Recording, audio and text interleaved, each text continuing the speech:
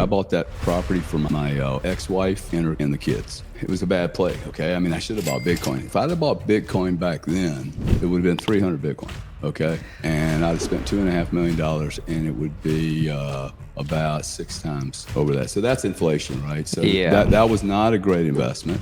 I look at Bitcoin as a hybrid between the best location real estate on the planet, with the ability that it has no location whatsoever. And with that comes 24/7 liquidity. There's going to be 5 or 6 competitive nations, and I think Bitcoin's going to serve all of them, right? Because it's going to be the neutral little piggy in the middle without any exposure.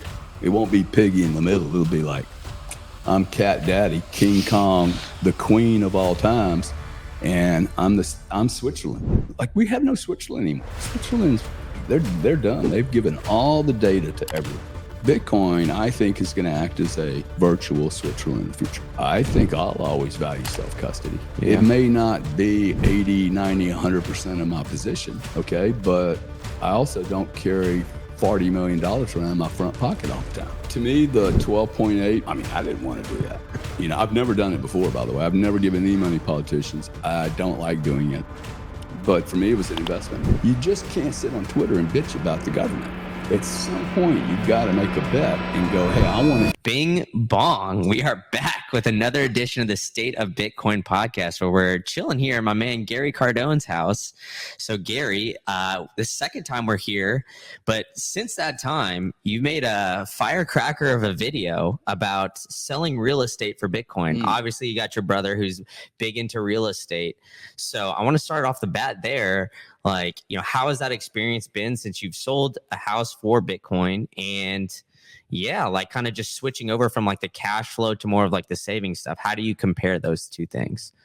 Well, every time I drive by the house, I see the great work they're doing over there. They put probably $100,000 worth of trees in it, and it needed it, right? Mm-hmm. So they were a neighbor, and they got a good deal. I lowered my price 10%, I think $300,000. And they bought it. I bought Bitcoin, I think it's 66. So they're probably in the money more than I am right now. And it bothers me not in the least, dude. There's all types of maintenance things they've got to do. I was not willing to do it. I'm a creative person, and, you know, hanging around with a house and talking to plumbers and people to fix the roof or what color of paint or where the tree needs to go. I live in a house already that requires me to do all that. And I just thought that the real estate over there, look, I bought that property for my ex-wife and the kids. She didn't want to live there. It was a bad play, okay? I mean, I should have bought Bitcoin. If I'd have bought Bitcoin back then, it would have been 300 Bitcoin. Okay. And I'd have spent $2.5 million, and it would be about 6 times over that. So that's inflation, right? So that was not a great investment, but I didn't lose massive amounts of money, and we'll know in a year. Yeah. You know, but cool thing is Pinellas County's not sending me tax forms. The water department's not sending me water bills. The no plumbers have to contact me now. I mean, it's reduced the amount of energy that I have to put into it. And I think people need to look at the energy they put in to some of these projects. Like, if I could go do a couple of paintings or write a book or something, I think it's more valuable than me becoming a plumbing expert at this stage of my life. Yeah. And I think it's like interesting too, because, you know, when you compare the two, like when you compare real estate, you know, obviously, like I mentioned, your brother's like super into it, but everything in the house is depreciating asset, right? Like the floors are depreciating, your fridge, all the appliances, you know, like you said, you got to have maintenance on, like, whether it's the landscaping or something along those lines. But the narrative around real estate is it always goes up, right? So where do you think, like, I guess the shift for you was, or was there even a shift that it was, you know, maybe it's not the real estate or like the quote unquote the land, because like the US has so much land that if we wanted to spread out, it would be perfectly fine. That it's more of just like the underlying currency that has been like just basically devaluing. And that's the reason why housing prices increase so much. Or was that always just something that you've kind of, because you've been in the industry and been in the business for so long, that's something that you've always known, and that's why Bitcoin clicked with you so quick? I don't think it was so much that. The house for me, I've lived in maybe 15 homes. Okay. I think maybe 20. And one of my kids probably has lived in 12. She's 17 years old. So like I'm not someone that goes, oh, this is my house and therefore this is my whole life. I think that's a massive mistake, especially in the 21st century. I have rented and I have owned. You never walk into my door, knock, knock, knock, or a date. Hey, by the way, do you own this or do you lease it? If you did do that to me, I wouldn't even let you in the house. Why do you care? Yeah. You know, you meet me at a hotel, you don't look at me and go, hey, do you own the entire hotel or are you leasing the room? Right? You get on a plane with me and you go, hey, do you own the entire airline and the plane? Or so I'm not a real estate investor. I'm a guy that needs to live in a house. I've literally turned this whole house into a business now, taking advantage of the whole COVID plan. I hope you guys plan for not getting much taxes for me and my expenses, and that this house is going to be offset because y'all drove me here. Like literally, I couldn't go to the office. I couldn't send my kids to school. So I reacted in a way that says, okay, well, I'm going to self-contain my entire environment since I can no longer depend on the United States of America's government to actually make some logical decisions. I have to now, lock my whole area up and protect my ability to take care of my family. And that is producing energy, producing, fuel for the future. And that's the way I see money, right? It's like I'm just producing fuel for future prosperity. If I don't have any fuel in my car, I can't go anywhere. So to me, the house is sitting there. It doesn't move. It locks you into a position. If I could have rented this, I would have preferred to. This house, you want to talk about inflation? Because I don't think people really understand inflation.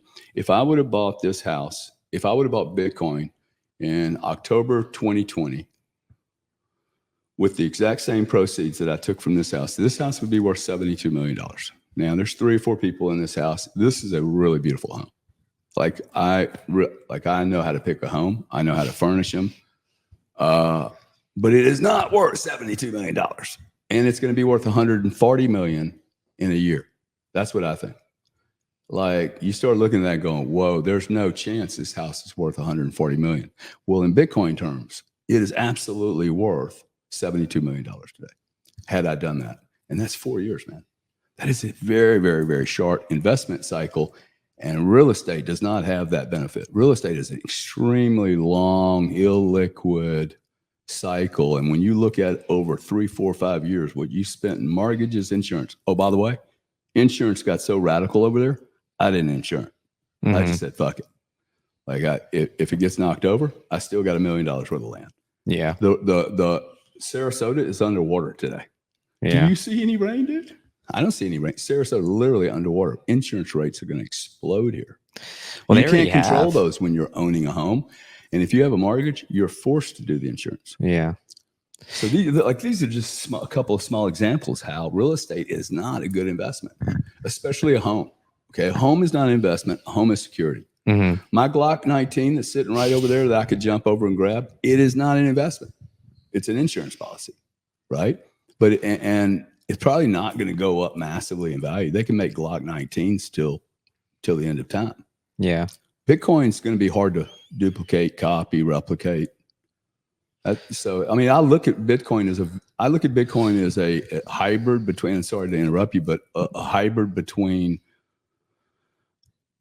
the best location real estate on the planet with the ability that it has no location whatsoever. And with that comes 24/7 liquidity. Yeah. Both of these things are very, very, very different than real estate. I mean, massively different. No, I mean 100%, and I mean I agree with you as well. I'm like kind of on the fence with whether or not like a personal home is like a good investment, quote unquote, or not, just because of the security aspect. But I mean, I agree with you. Like you can't account for all of these outside factors with real estate, like insurance prices massively going up and all those kind of things. But I mean, at the same time too, like Tampa real estate, like in the Tampa Bay area has gone up by 90% in the past 5 years, which sounds like great on paper. But if you compare that to Bitcoin, as you're saying, that's just like, it's like pennies on the dollar at that point too. So it isn't an interesting kind of dynamic, but part of the reason why is because of everything that's going on, right? Last time we spoke was shortly after they were printing all the money, and everything was still kind of okay, I would say. But now we're starting to see cracks. Like on Monday, Japan raised interest rates by 25 basis points, and shit hit the fan. Basically, it sent like the VIX skyrocketing to the third highest it's been since the Lehman Brothers and the COVID crash. So out of my lifetime, this is like almost like the third biggest event, and all it was Japan, essentially raising by 25 basis points. So with all that being said, like, how are you viewing the way things are currently going on because of like all that? Because obviously, you're in Bitcoin, and you're seeing all the underlying inflation in multiple assets. So like, how are you looking at the overall macro economy? Are we fucked or what, man? Are you looking for the best way to store your seed phrase? Well, I've got it for you. It's Stampseed. They've got the #1 punch place where you can order a full-on package where they've got every single thing. They've got all the letters. You could just get it in there.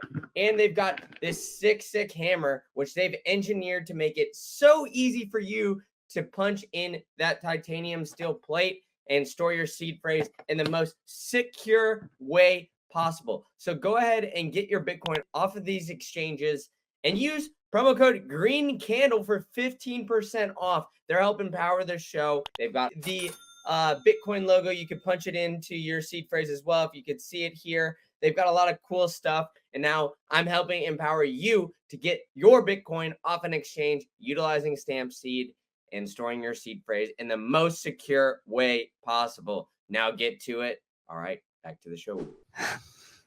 Are we fucked? The problem might be so big that we won't get fucked because there's no way to solve this problem. Yeah. Like I always find it very interesting, these talking heads and really, really smart people that go on CNBC and The Economist and the triple doctorate MBA modeling guy. And look, I don't know anybody making 100 grand that feels rich. Okay. And most people ain't making 100 grand. So it's like, whoa, you're making 100 grand. I remember when you made 100 grand, it was like, dude, you're a baller. Okay. Like you're at least in the top 25%. And that isn't even close to being true today. You cannot escape that to go to Starbucks and spend $6.25 for a cappuccino latte matti chatti, that's pretty expensive. Okay, I mean, if you do that 365 days a year, it's $24,000.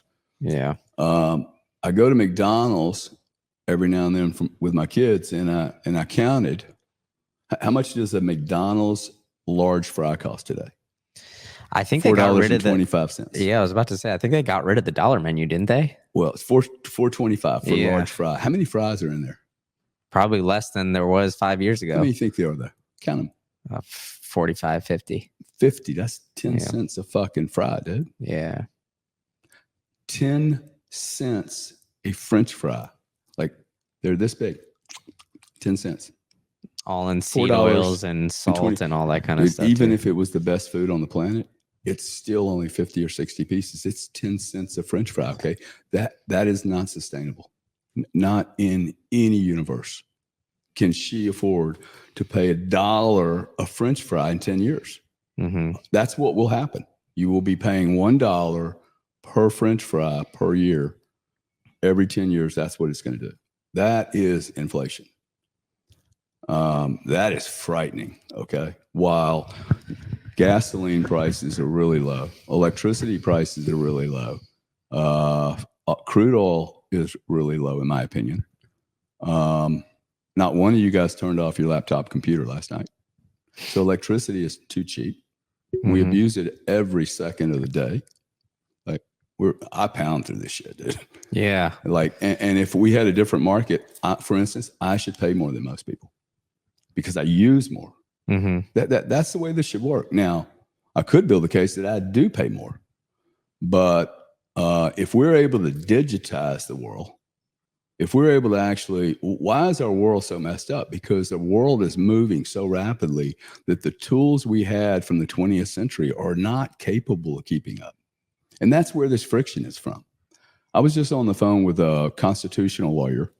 Funny, Bitcoin's brought me into law, constitutional law, American politics, and media. It's staggering, man. Like Bitcoin's dragged me. People are like, what are you doing? I have to do all of this. Yeah. Because it's all correlated. And that's why, you're going to ask me about me funding politicians, but like I'm funding my investment. Like I think it makes a lot of sense to invest with lawyers, lobbyists, and politicians to get a seat at the table to influence a message of what and why we should be doing Bitcoin as a nation. Sorry if I know I went. I go all over the place. Yeah, that's but fine. It's a big old world. It's a big market, and they're all connected, and so it's hard not to communicate about what's happening. Well, I mean, I think that's the interesting part about at least where Bitcoin has brought me is like I kind of got into this whole thing because of like personal finance, just figuring out how to grow my wealth. But now I feel like, I'm sitting here talking to you about real estate, Japan raising 25 basis points, like all this crazy stuff. But you realize like just how interconnected everything is. But, to bring it back to the overall like macro, environment, I don't really see like a path forward from here, right? Because we've raised interest rates so high. It seems like, like you said, like inflation is crazy where McDonald's fries now are 10 cents a pop. I mean, they were calling for emergency rate cuts on Monday. If that happens, the floodgates are open, and then where do we going for there? Because like inflation is not like, despite what macroeconomists on like MSNBC and Fox Business, all these places say, it's not under wraps yet. Like everything is still super highly priced. So do you think so? I actually don't. I want to hear what you have to say. That's why I'm asking. What's really astronomically priced that you need? Well, I think food. I think gas prices haven't really gone down. I think that gas is still like $3.50 a gallon. If you don't know, it's probably too cheap, dude. Yeah. See, if you don't know what the price of gasoline is, I'm kind of sure that it might be too cheap because it hasn't gotten your attention. See, you're smiling. That's you're like, fair. that was fair, fucking knocked my ass down, dude. Yeah. Seriously, okay? Nobody here knows what gasoline costs, really. You just go in and fill it, go, that's $70. Food, look, I walk into a grocery store and I see 4 ears of corn. I love corn. Mm-hmm.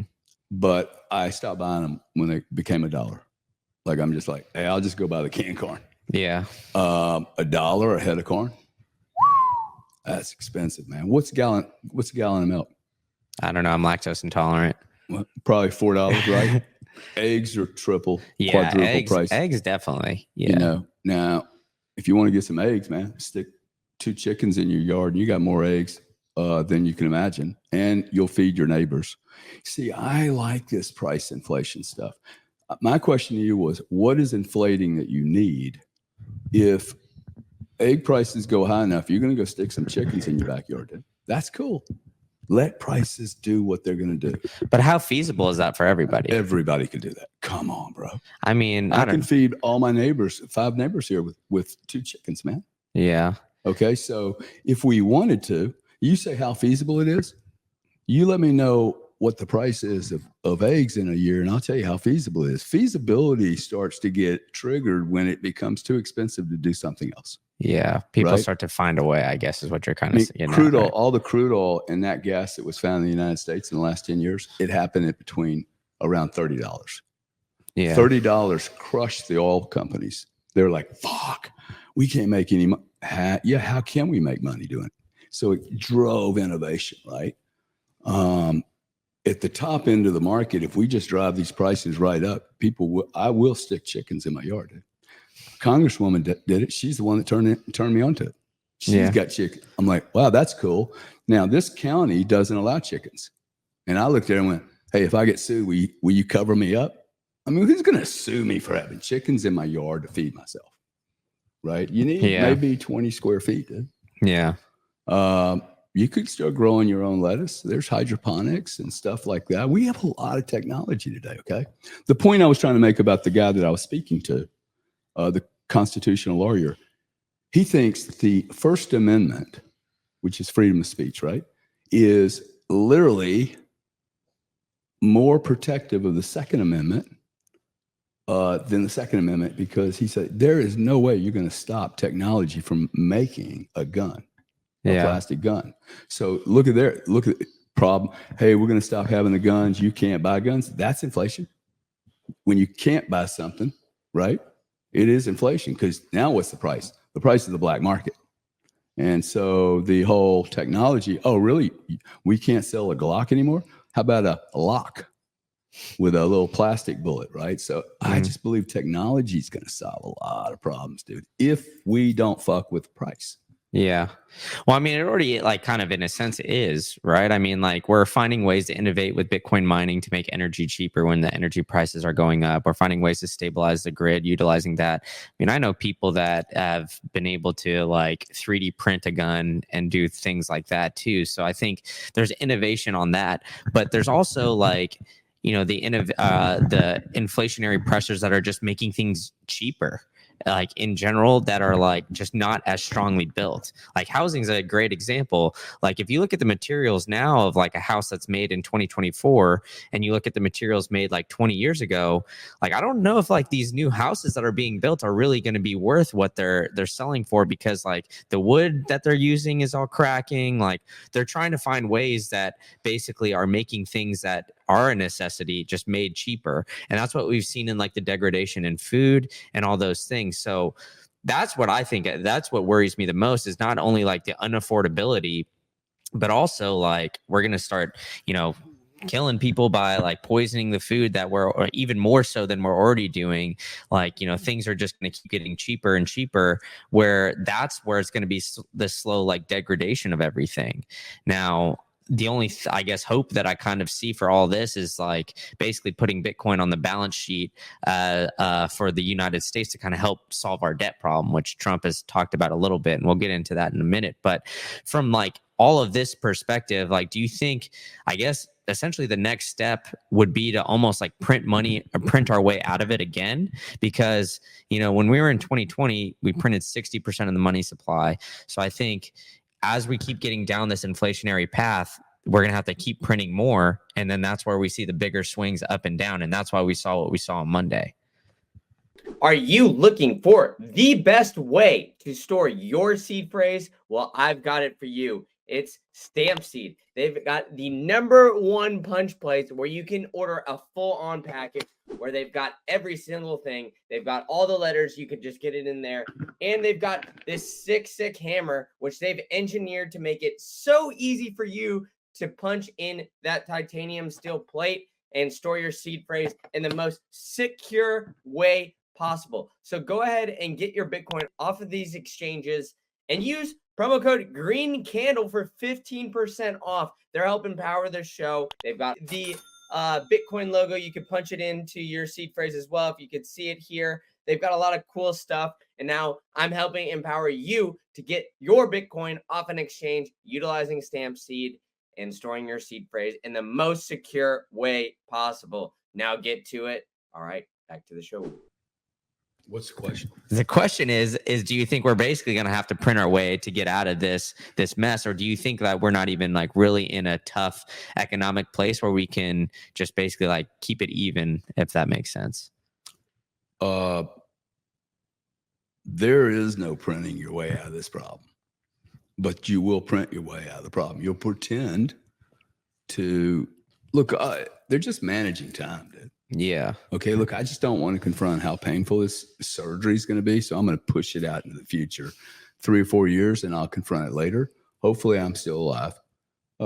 People do that all the time with their medical conditions. I don't want to look at it right now. I'll deal with it later. There is no other option but to print it. Okay. It is a printing society. It's what we do with currency. So you're not going to stop it. Literally, there is no way to stop it. You could blow the Fed up, and it's not going to stop it because there's 5 other countries doing it. Yeah. insanity, the neuroses that we have is that we actually think the Fed can do anything or is relevant. I don't think the Fed is relevant here, dude. They may bounce around for 48 hours and do stupid shit, but you're not paying back 35, comma, 0, 0, 0, comma, 0, 0, 0, comma, 0, 0, 0, comma, 0, 0, comma, right? Like forever, dude. You're never going to pay that much money back. And it's 5 times larger than 35 trillion. It's 5x that. It's quadrillions of dollars. There is no fucking scooping all that sand up and putting it back in the ocean. It's not going to happen. So you're going to just go, at some point you will reset. And I don't think it's going to be in 3 months. They're going to stick as much morphine in this patient as possible. And we're going to have one monster asset run here. It's going to just absolutely explode. And anybody that's in the 90% is just, it's going to be more like you're in the 98%. And it's going to be, you know, the seesaw is going to be like this, right? You remember playing a seesaw when you were a kid? Yeah. Hey, look, you got to be careful when people get off the other end. All these people moving out of California. I was like, dude, California is going to go in a shithole one day. Well, yeah, you're losing all your rich people, man. And then all of a sudden, it's only poor people. I mean, super poor people living there. And it becomes a viral infested area that you can't, it just has to go to scrape it, flush the toilet and start over.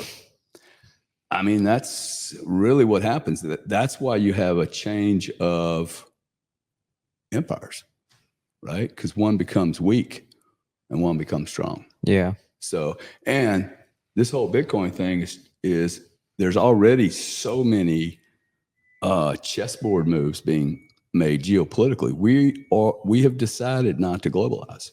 Mm-hmm. Once we started doing sanctions and embargoes, dude, it's game over for us being a one-party world. This is now down to there's going to be 5 or 6 competitive nations, and I think Bitcoin's going to serve all of them, right? Because it's going to be the neutral little piggy in the middle without any exposure. It won't be piggy in the middle. It'll be like, I'm Cat Daddy, King Kong, the queen of all times, and I'm Switzerland. Like, we have no Switzerland anymore. Switzerland's they're done. They've given all the data to everyone. Mm-hmm. So Bitcoin, I think, is going to act as a virtual Switzerland in the future. Yeah, and I think that's fair to say, right? Because essentially it's, you know, it's not controlled by anybody, and that's kind of the way out of it. So, but with all this and the crazy asset inflation, I guess, like, where do you see Bitcoin going, like, price wise? Do you think it's just going to blow the top off? Do you see $1 million coin? Like, where do you see us going from here with Bitcoin? Because I mean, like I said, it is the most liquid asset on the market, right? You could trade it 24/7, 365, which I think is also a positive and a negative, because you see real estate always kind of continually go up, like slow and steady. Outside of like the 2008 crash, you don't see any like dramatic shots down because of just how illiquid the market is. But with Bitcoin, you see the volatility up and down, up and down. So how high do you see Bitcoin going this cycle? I'm more conservative than Michael Saylor. He's at what? His low end is 3 million by 2050, Mm-hmm. and his high end is 40 something, 47.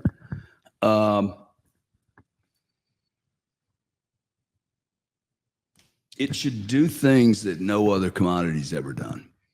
Really, it should literally do things and behave in a way that we've never ever seen.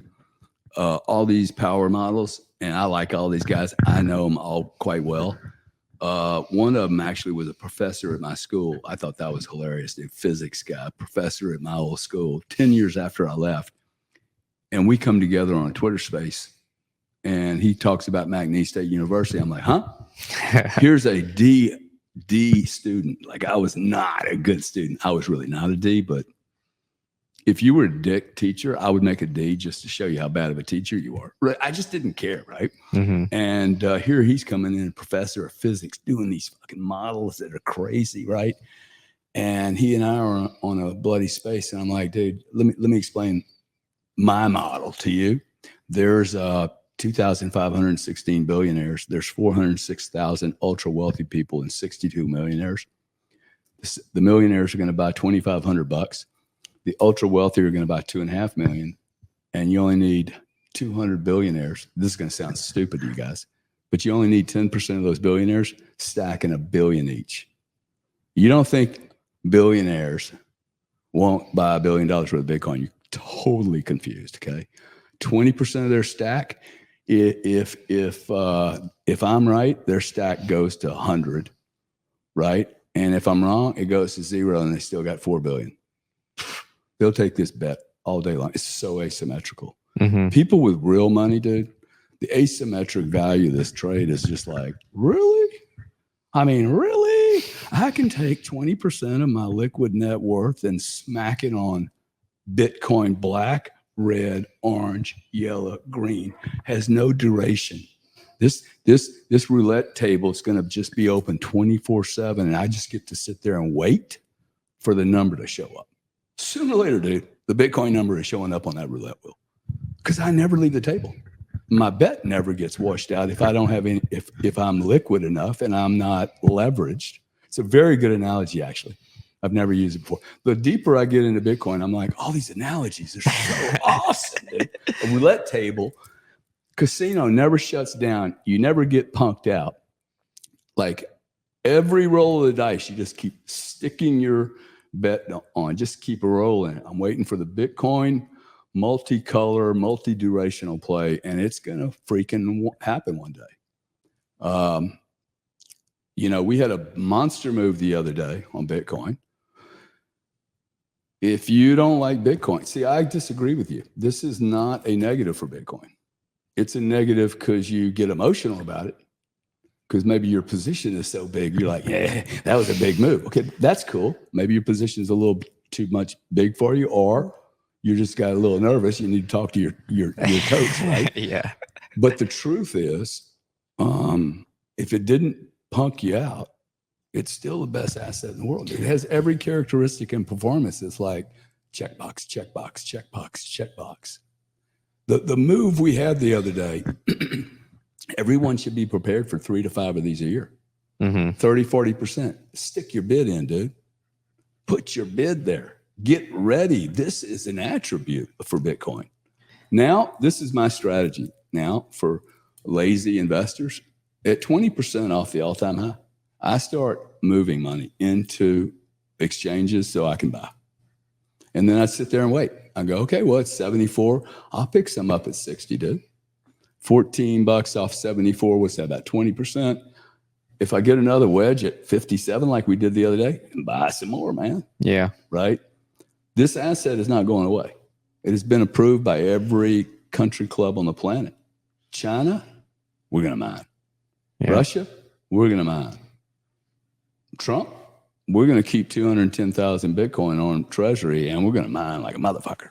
Okay, we're going to drill. Electricity is going to be zero. By the way, electricity will be zero. We should be swimming in electricity.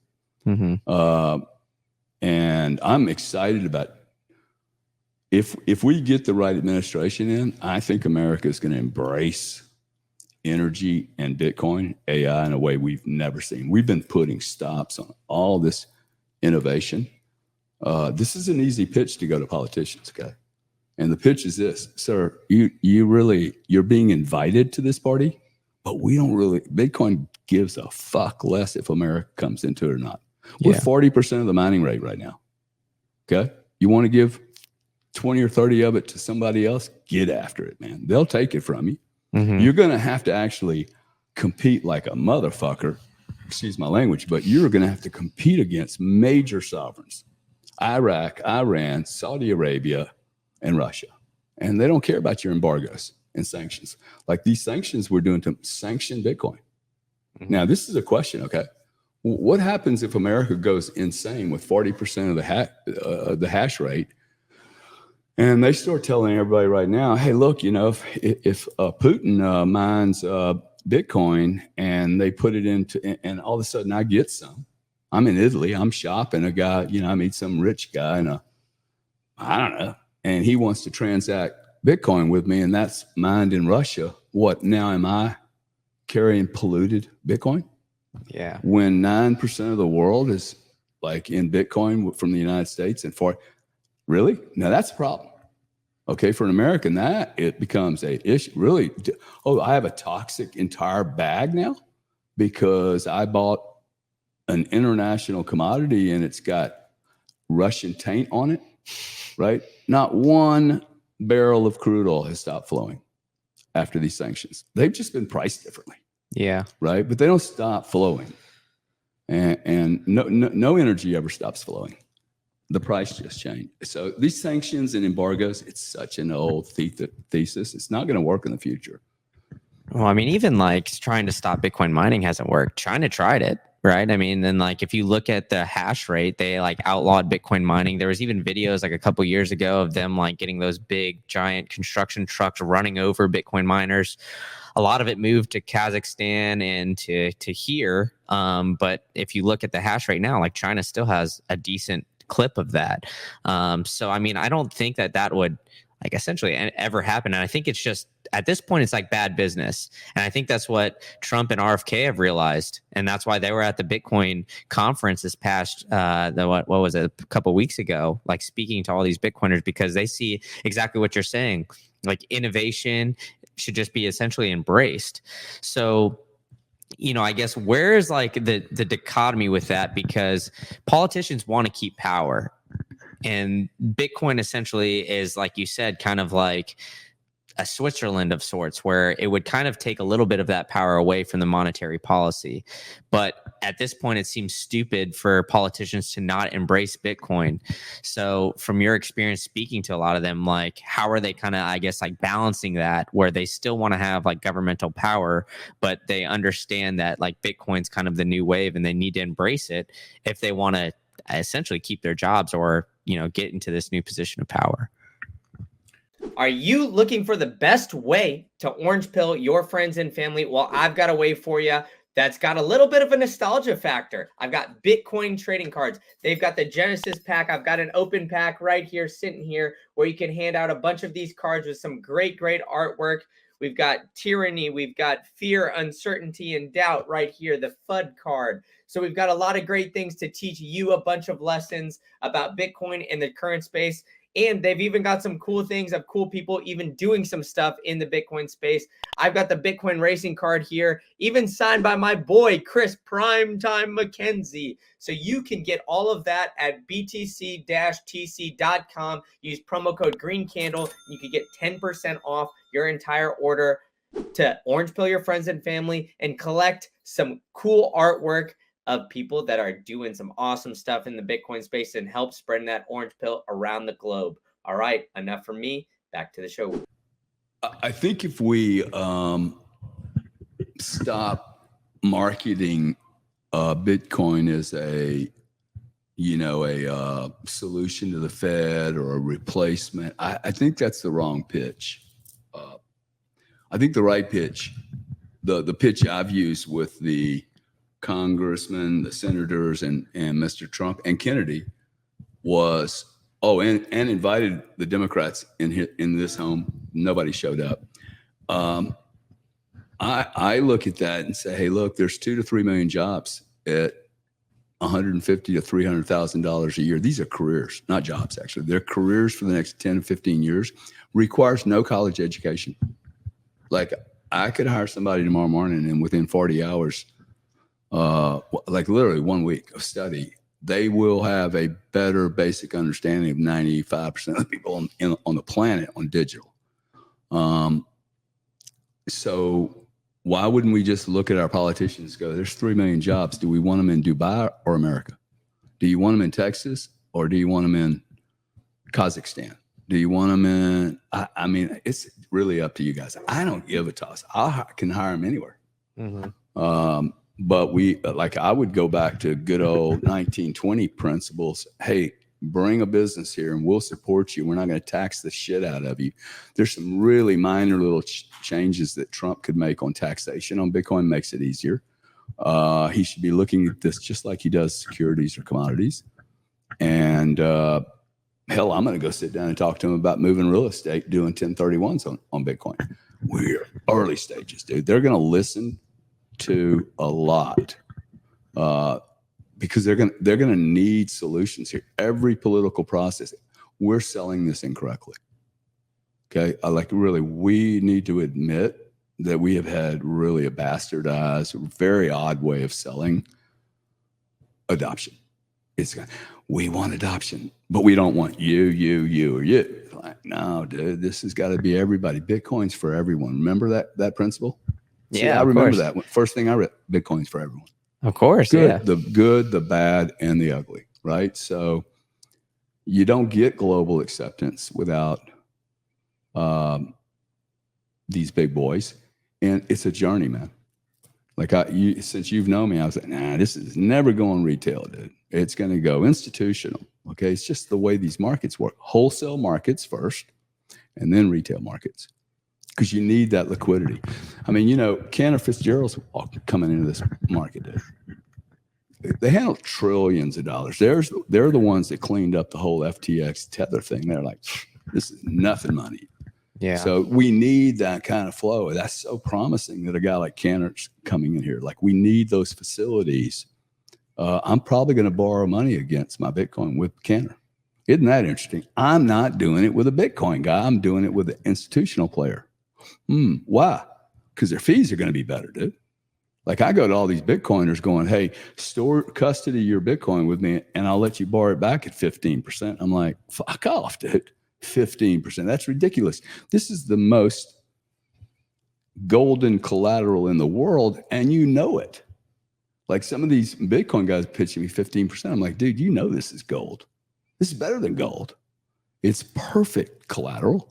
I should be able to borrow at 2 or 3%. If the Fed rate is 5, I should be able to borrow fucking Bitcoin. I should be able to loan out. I should be able to borrow against my Bitcoin at sub-Fed because it's perfect collateral.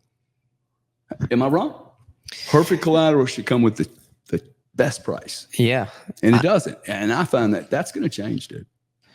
Yeah, I think more of these products are going to start to come out. And I think we just kind of saw a lot of people. Cantor's first move is $2 billion.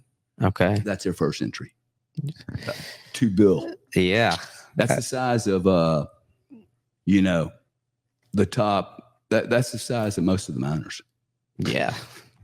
I would, yeah. I mean, at this point, like it's more of these products and more of this innovation is going to come forward. And I think that's like kind of like the biggest step, right? Is like, we're still very early in all this, right? I mean, we had the ETFs just come out, like January of this year. Yep. And so now like the institutions are kind of coming into it. So how do kinda. you, I mean, it seems like, I don't know what else y'all need. Y'all say kinda. I mean, you got, 91 trillion horses blowing right through your pasture coming in, man. And you're like, hey, we're kind of making some progress. I'm like, you just had $91 billion come into this market. Yeah, but it seems like in a quarter, dude. Yeah, but from what you can tell, it's like a few big players coming in, but it's not a lot. Dude, like it's not just a few. Come on.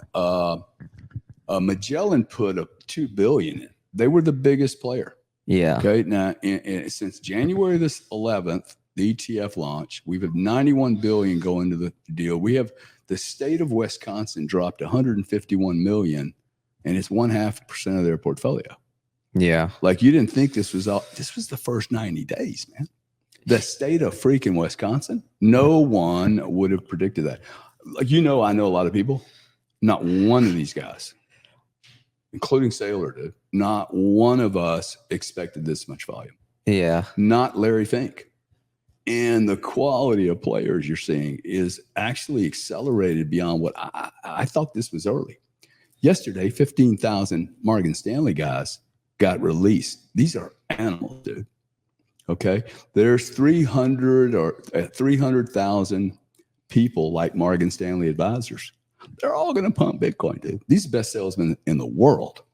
Okay. Yeah. These are guys showing up to my house with, a case of tequila going, hey, G, what's up? We're going to put you into a new asset class. Let's get drunk and talk about it. I mean, that's the way this shit happens, right? And all of a sudden my brother called me up the other day trying to embarrass me in front of a bunch of Bitcoiners with his big stack of real estate. Hey, it's 57,000. I think I'm going to buy 2,500 Bitcoin, Gary. How long is it going to take me? in front of 1,000 people. About 10 hours, dude. If you do it over 10 hours, you won't even move the market. He's like, that's bullshit. I'm like, dude, your 2,500 Bitcoin gets sucked up in this market like you're a little dick. I mean, you're just nothing. $50 billion a day trades in this market. That's a monster market, dude. It's just starting.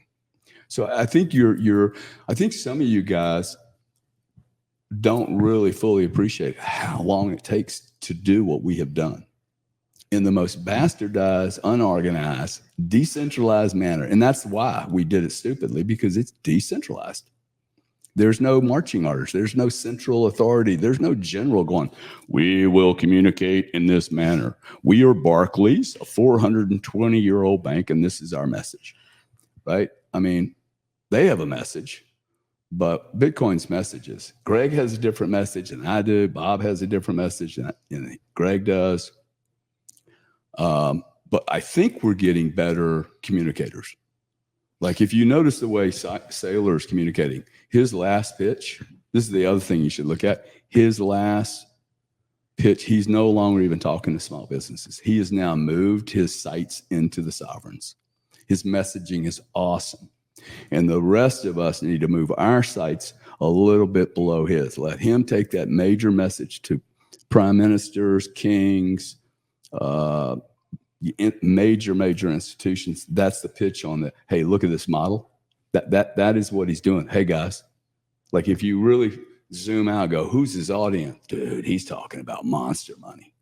So then we need to all up our game to be able to talk to these institutions in a very, very pragmatic way. Yeah, I mean, I agree. And I think, I was looking at, I actually heard a talk of somebody who was breaking down like Saylor's most recent pitch at the Canadian conference earlier this year.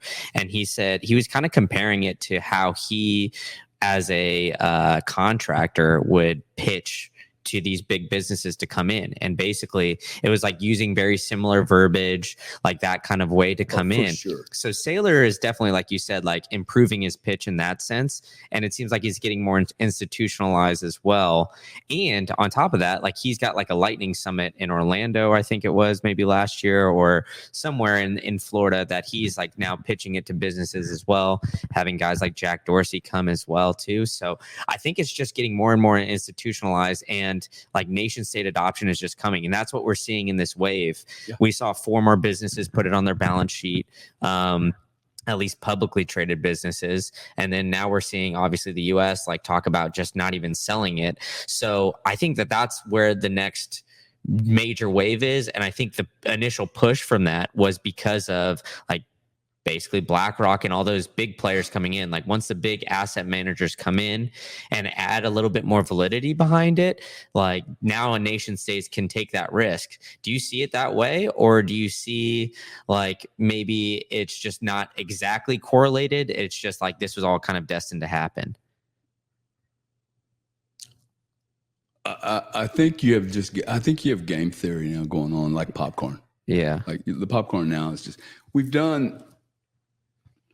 you have released the genie. I mean, you're not sticking this genie back in the bottle. She ain't going back in. It's more like a kraken actually than a genie. So it's going to go wild. It is the perfect animal spirit commodity. Like it's going to always attract animal spirit guys like me. Like it will, and we will play with it. And you needed major institutions here before any of this could be possible, dude. Like, and we're blessed. We're blessed to have BlackRock here so quick and with validation. I mean, blessed. I don't mean it. Somebody had to do this, dude. It wasn't going to be Swan. Okay. Yeah. Like you need a major player, a Goldman, somebody like that.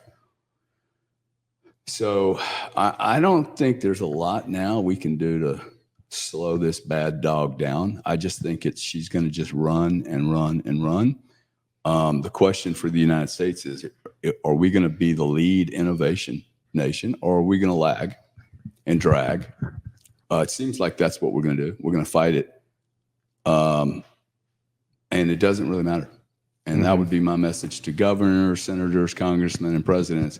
You do whatever you want, okay? But like, it's no longer now. You're now being obstructive to the future of our ability to innovate. We have some of the most dense energy on the planet. We have some of the smartest people in the world. And for us not to lead both money and technology into the future, I think that's a huge error. It's not going to be a winning solution when there's 5 other markets that are wanting part of their the market share that we have. Now, yeah, I mean, there's obviously been like somewhat of an attack on Bitcoin for like the privacy aspect, right? I mean, we've had a lot of people kind of go against that. And it seems like almost like the next logical step for a lot of these governments is like, you've got a stamp seed here and this is like a foundation hardware wallet. So essentially, like this is to be used for self-custody, right? So do you see that as like a potential next step where they're going to attack it and just like you essentially have to hold Bitcoin through one of these, custodians, whether it's like BlackRock or something like that? Where I mean, they can try to do that, but prohibitions never worked. Prohibitions never worked, not one day, ever. And America loves the prohibition to believe it works. Drugs, not work. Alcohol didn't work. Abortion will never work. Okay. Like, I don't even know what the big deal is. So people are going to go get whatever they want. I would really probably just make most everything legal except killing things and let people just do whatever they want. Yeah. And we don't even have any policemen that are actually putting people in jail for breaking the rules. So why do we have any freaking rules? But dude, I don't know. I don't think you're going to be able to stop this, but I think the ETFs